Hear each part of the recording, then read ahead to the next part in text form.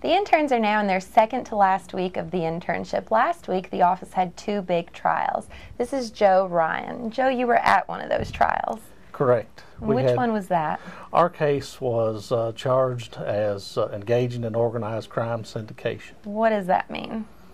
What this case was based on, essentially, it was retail theft of cell phones, basically by deception.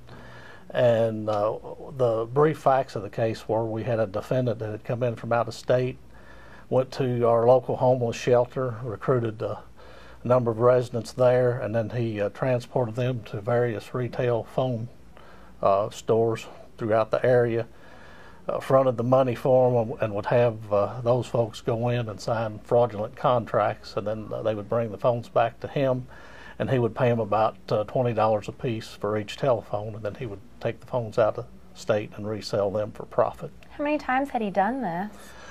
We're not sure. We were able to document, as far as receipts and things that were recovered from him, that at least a 2-week period he'd been doing this, and he was found in possession of 13 cell phones when he was stopped by the police. So it looked like it was a pretty good sized operation, and also he had a mail receipt that showed he'd sent $13,000 worth of something. Oh, wow. And put that in the mail, so there was a good possibility. And how did it turn out?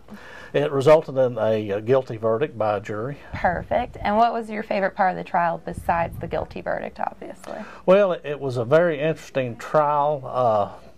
What I liked was the prosecutor, Dan Laren, was able to bring out that it was the exploitation of folks that are having a bad time in life, and this defendant essentially exploited, these homeless folks that had, substance abuse and mental health problems, and took advantage of them to put some easy money in his pocket. What about the defendant's attorney? Who represented him? Well, this was a pretty interesting case because this defendant was a pro se defendant. In other words, he chose to represent himself. And that probably contributed to the length of the trial. We started at 8:30 in the morning and we finished up around 11:30 that night. Of course, this defendant, not being legally trained, was not familiar with procedural rules and things, so we had to spend a lot of time at the sidebar, discussing some of those issues, these kinds of things. Thanks for watching LPN Intern News. Keep an eye out to see more of what's going on in our office this summer.